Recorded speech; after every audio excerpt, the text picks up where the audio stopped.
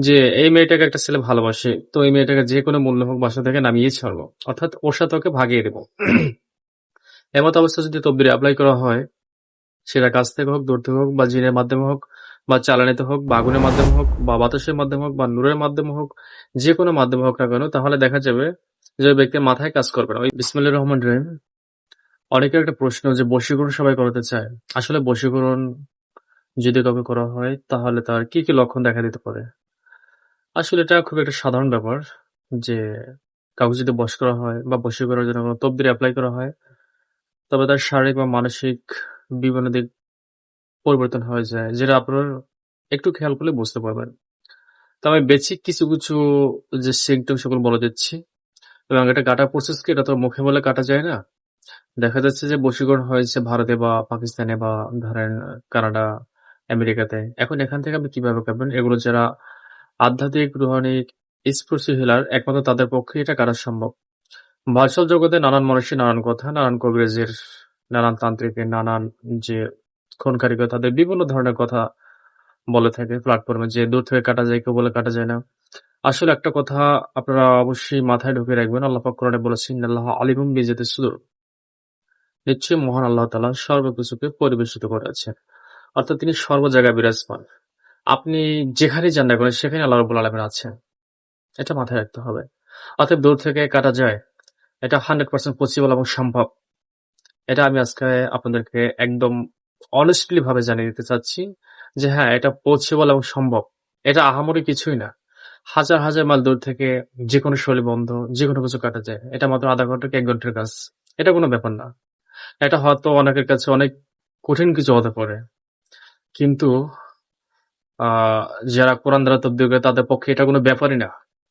পৃথিবীতে একমাত্র বৈধ যদি কোনো চিকিৎসা সম্ভব কোনো কিতাব দ্বারা, সেটা হলো মহাগ্রন্থ আল কোরআন। আল্লাহ পাক কোরআনে বলেছেন, ওয়াজ বলাকুম নিয়ামা ও জাহিরাতুল বাতিনাত। সূরা লোকমানের ভিতরে বলেছেন, আমি মানুষকে ২ প্রকার নিয়ামত দান করেছি, একটা জাহের, একটা বাতেন। অতএব জাহের জ্ঞান কোনগুলো? যেগুলো স্কুল, কলেজ, মাদ্রাসা, ভার্সিটি বা দুনিয়াবি আপনি যেখানে চলাফেরা করেন না কেন সেখানে পাবেন। বাতিনি যে এলেম, এলমে মাওয়া, এলমে লাদুনী জ্ঞান, এগুলো বিশেষ এক প্রকার জ্ঞান। যেমন আপনারা যদি সূরা কহফ পড়েন সেখানে দেখতে পারবেন যে একজন তেজস্বী নবী, জামানার পয়গম্বর নবী মুসা কালিমুল্লাহ, উনি নিজে স্বয়ং এই জ্ঞান, এই বিদ্যা অর্জন করার জন্য হযরত খিজির আলাইহিসসালামের নিকট শরণাপন্ন হয়েছিলেন, এবং শেষ পর্যন্ত কিন্তু সেই পরীক্ষা তিনি ফেলও করেছেন। অতএব আধ্যাত্মিক জ্ঞান যদি না থাকতো, তাহলে মানুষ ভালো-মন্দের প্রভেদ বুঝতে পারত না। তো ধরুন আপনার প্রতিবেশী বা আপনার ঘরের কাউকে কেউ বশীকরণ করলো। বশীকরণের ভিতরে কিন্তু অনেক ভাগ আছে। সম্মোহন বশীকরণ আছে, মোহিনী বশীকরণ আছে। অনেকে আবার মোহিনী বশীকরণে হাজার, হাজার টাকা লুটে খাচ্ছে অনলাইন তান্ত্রিকেরা। আসলে বশীকরণ এটা স্পষ্ট হারাম। তবে মহাব্বতের জন্য কেউ কিছু করলে, এবং বিশেষ করে যদি কোনো ছেলে-মেয়েকে ঘর থেকে টেনে নামানোর জন্য কোনো তদবির প্রয়োগ করা হয়, দেখা যাচ্ছে থেকে ঘুমাতে পারবে না। বিশেষ করে ওই ব্যক্তি আ যার উদ্দেশ্যে বশটা করা হলো, ধরুন আপনার উদ্দেশ্যে একটা মেয়েকে বশ করা হলো। ওই মেয়েটা স্থির থাকতে পারবে না। খাওয়া-দাওয়া খেতে পারবে না, পেট ভার থাকবে, মাথায় কোনো কিছু কাজ করবে না, ঘুমাতে পারবে না। হুম? মানে তার শরীর দিন, দিন এক প্রকার অদৃশ্য শক্তি তাকে কন্ট্রোল করে নেবে। সে নিজের আয়ত্তে থাকতে পারবে না। তার বাবা, তার মা, তার প্রতিবেশী, অর্থাৎ যাদেরকে সে ভালো জানতো, ভালোবাসতো, তারকেও তাদেরকেও চোখে দেখতে পারবে না। দেখা যাচ্ছে যে বশীকরণের তেজ দিন, দিন যদি বাড়তেই থাকে, তাহলে কেন ঘর থেকেই নেমে পালিয়ে কোথায় চলে গেল? এরকম হয় তো। অহরহ ডকুমেন্টস আমাদের কাছে আছে। যেহেতু স্বামী-স্ত্রীর মহব্বত বিষয় নিয়ে, বৈধ বিষয় নিয়ে, যেটা ভালো কাজ নিয়ে কাজ করে আমরা জানি। সব বিষয় ফ্লাশ করা যায় না। কিছু বিষয় হাইড রাখা ভালো, নচেৎ সমস্যা আছে। সমস্যা আছে বলতে যে কেউ কিছু গায়ের উপর উঠে আসবে, না সেরকম বিষয় না। বিষয় হলো গিয়ে যে সব জিনিস সব জায়গায় প্রচার করা যায় না। এগুলো ভালো না। যেকোনো জিনিস গোপন রাখাটাই ভালো আমি মনে করি। তো যাই হোক, ওই ব্যক্তি ধীরে, ধীরে শুকিয়ে যাবে। শুকিয়ে যাবে বলতে একদম মানে সুর কাঠ হয়ে যাবে না। মানে ওই যে প্রেমিকের চিন্তায় সে দিশাহারা হয়ে যাবে। সে খাওয়া-দাওয়া বন্ধ করে দেবে। যদি পড়ালেখা করে, পড়ালেখা বাদ হয়ে যাবে। চোখের সামনে বই এভাবে খুলে আছে, পড়তে আছে। কিন্তু চোখের সামনে বইয়ের ভিতর দেখতেছে তার প্রেমিকের ছবি, তার ভালোবাসার মানুষের ছবি। ঠিক আছে? তার মাথায় কোনো কাজ করবে না। সে ঘুমাতে পারবে না, মোটেই পারবে না। সর্বক্ষণ ছটফট করবে। ঘরের ভেতরে থাকতে পারবে না। তার ইচ্ছে হবে যেন একটা সেকেন্ডের জন্য তাকে আমি যেন দেখতে পাই। হ্যাঁ? তার ভিতরের মানে সোজা কথা তবদির যখন বশীকরণ তবদির যখন একটা ব্যক্তিকে অ্যাটাক করে, ঠিক আছে? তখন তাকে বারবার প্রেসার দিতে থাকে তার অন্তরের ভিতরে।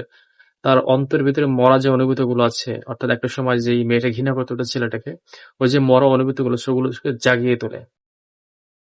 স্পিরিচুয়াল যে পজিটিভ এনার্জি আছে যেটা কোরআন দ্বারা করা হয়, সেটা তখন বারবার লাগে, ঠিক আছে? তার অন্তরে বারবার প্রেসার দিতে থাকে, এভাবে প্রেসার দিতে থাকে। হ্যাঁ, এবং ওই ব্যক্তির ছবি তাকে বারবার জাগিয়ে তোলে। তার ভালো যে ইতিবাচক দিকগুলো আছে এগুলো তার বারবার সামনে উপস্থাপন করা হয়। একটা সময় দেখা যায় যে ব্যক্তি সহ্য করতে না পেরে, ঠিক আছে? তখন সে ধাপ করে বাসা থেকে বের হয়ে চলে যায়। বা মাথায় কোনো কাজ করতেছে না, একদিকে হেঁটে চলে যায়, ঠিক আছে? তখন তাকে শিকল দিয়েও বেঁধে রাখা যায় না। তকদির জগতে এমন কিছু তকদির আছে, দেখা যাচ্ছে যে তকদিরের তেজে মেয়েকে আটকিয়ে রাখলো, মেয়ে সুইসাইড করে ফেললো। যে যেতে পারছে না, কি করবে? সুইসাইড করে ফেললো, আত্মহত্যা করে ফেললো। তো মাথার চুল ঝরে যাবে, কিছুটা হলে মাথার চুল ঝরে যাবে, চেহারা এলোমেলো রুক্ষ হয়ে যাবে, খাবার খেতে পারবে না, ঘুম আসবে না, রাতে আজে বাজে হিবিজিবি স্বপ্ন দেখবে, ঠিক আছে? তার ভালোবাসার মানুষ তাকে বারবার স্বপ্ন দেখাবে। যেই ছেলে বশীকরণ করছে বা যেই মেয়ে বশীকরণ করছে তাকে বারবার স্বপ্ন দেখবে। আর যদি ছেলেই হয়, সেটা হুজুর থাকুক বা যাই থাকুক, দেখা যাচ্ছে যে মাথায় কোনো কাজ করবে না। আমার জীবনে এরকম দেখছি যে হাফেজ 30 হাফেজ, আহ